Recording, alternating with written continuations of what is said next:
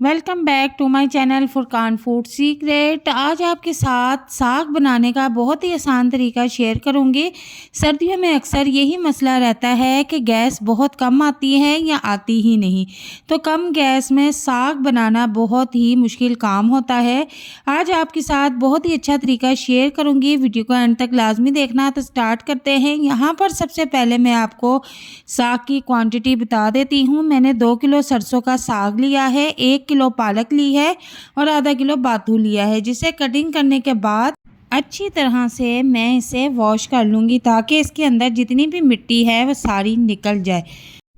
अब यहाँ पर मैं एक कुकर ले लूँगी और उसमें सारा साग डाल दूँगी, जो कि मैंने अच्छी तरह से वॉश करके रखा हुआ था। अब इसमें मैं आधा पाव हरी मिर्चें डाल दूँगी। साग की क्वांटिटी मैं आपको पहले से बता चुकी हूँ और इसमें आधा पाव हरी मिर्च भी हमने शामिल कर देनी है। अब इसके बाद मैं इसमें 2 गिलास पानी भी डाल दूँगी। टेस्ट के मुताबिक इसमें नमक भी शामिल कर देंगे। जितना आपको पसंद है उसके मुताबिक आप इसमें नमक डाल दें और इस कुकर को अच्छी तरह से बंद कर दें। 15 मिनट के बाद मैंने कुकर को खोला है तो इसकी कुछ कंसिस्टेंसी इस तरह की है कि साग जो है वो बिल्कुल नरम मुलायम हो चुका है कि अब ये हाथ के साथ भी बहुत ही आसानी के साथ घोटा जाएगा। हल्का हल्का सा ये पानी है इसमें, और इसमें अब मैं 2 से 3 चम्मच के करीब मक्की का आटा ऐड कर दूंगी। ये बहुत टेस्टी लगता है इसमें, और अब इसको अच्छी तरह से मिक्स कर लूँगी। इसके अंदर जो थोड़ा सा पानी नज़र आ रहा है वो अब बिल्कुल खुश्क हो जाएगा आटा डालने की वजह से। और अब मैं इसको हाथ की मदद से ही मैश कर लूँगी, क्योंकि ये इतना नरम हो चुका हुआ है कि हम चम्मच से ही इसको घोट सकते हैं। इसमें मदानी चलाने की हमें बिल्कुल भी ज़रूरत नहीं, और ये इतना ज़्यादा गल चुका है कि हल्का सा चम्मच चलाने से ही ये बहुत ज़्यादा पेस्ट की शक्ल में बनता जा रहा है। तो आप यहाँ पर देख सकते हैं कि ये बिल्कुल मुलायम बन गया है। इसको जूसर में डालने की बिल्कुल भी ज़रूरत नहीं है। कुकर में बंद करने की वजह से ये बहुत ही कम वक्त में नरम मुलायम साग बन के रेडी है। हल्का सा चम्मच चलाने से ही ये बिल्कुल मेहंदी की तरह नरम मुलायम पेस्ट बन गया है। अब यहाँ पर मैंने एक कढ़ाई ली है और उसमें मैं घी डाल दूँगी।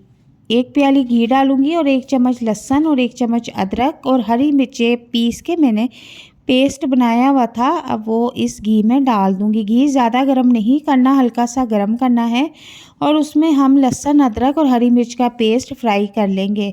और इस पेस्ट को हमने जलाना नहीं है, बिल्कुल हल्का सा गोल्डन करना है। बिल्कुल लो फ्लेम पे हमने गोल्डन करना है। अब चम्मच का तीसरा हिस्सा मैं इसमें कलवंजी भी डाल दूंगी। क्या होता है कि बाज़ औक़ात साग खाने से पेट में दर्द शुरू हो जाता है, अक्सर लोगों की शिकायत होती है। तो जब हम कलवंजी के चंद दाने इसमें डाल देंगे तो ये शिकायत ख़त्म हो जाएगी। तो यहाँ पर आप देखें कि हमारा जो लहसुन अदरक का पेस्ट है वो गोल्डन हो चुका है, और अब मैं इसमें जो साग हमारा हमने मुलायम करके रखा हुआ है वो इसमें डाल देंगे। अब आप चाहें तो सारा साग तुड़क लें, अगर आप चाहें तो थोड़ा थोड़ा सा भी जो है तड़का लगा के इस्तेमाल कर सकते हैं। तो मैंने आधा साग तुड़क लिया है और आधा साग मैंने स्टोर करके रख लिया है। अब यहाँ पर साग को हम अच्छी तरह से फ्राई कर लेंगे, खूब भूनेंगे इसको। और अच्छी तरह से भूनने के बाद आप यहाँ पर देख सकते हैं कि हमारा साग जो है वो बनके रेडी है बहुत ही कम वक्त में। अब इसको और मज़ेदार बनाने के लिए यहाँ पर मैंने 1 प्याली घी लिया है, देसी घी का इस्तेमाल किया है। 4 से 5 तुरिया लहसुन की ली हैं, बिल्कुल बारीक कटिंग कर ली है, और इसको घी में तुड़क लूँगी। एंड पे देसी घी का तड़का तो लाजमी बनता है, इससे साग में बहुत टेस्ट आता है। आप चाहे तो ये तरीका कर सकते हैं, चाहे तो इसको स्किप कर दें और इसके बाद देसी घी का तड़का जो कि मैंने लहसुन डाल के बनाया हुआ था साग के ऊपर डाल दूंगी। यकीन करें इससे बहुत ही ज़्यादा हमारा साग टेस्टी बन जाता है। और अब यहाँ पर हमारा साग पक के रेडी है। यकीन करें आधे घंटे में 30 से 35 मिनट में हमारा साग बन के रेडी हो गया है। ना ही हमें इसे घंटों पकाना पड़ा है, ना ही चूल्हे पे इसको जलाना पड़ा है। तो बहुत ही कम वक़्त में हमने साग बनाकर रेडी कर लिया है। सर्दियों में अक्सर लोगों के घरों में गैस बहुत कम आती है जिसकी वजह से वो साग जैसी नेमत से महरूम रहते हैं। तो आज जो आपके साथ मैंने तरीका शेयर किया है बहुत ही आसान है। और मकई की रोटी भी मैंने बना कर रख ली थी। मकई की रोटी के साथ सरसों का साग, ऊपर मक्खन का पेड़ा हो तो क्या बात है। बहुत ही मज़ेदार रेसिपी है, आप अपने घर वालों के साथ ज़रूर ट्राई कीजिएगा। मिलते हैं नेक्स्ट वीडियो में। अल्लाह हाफिज़।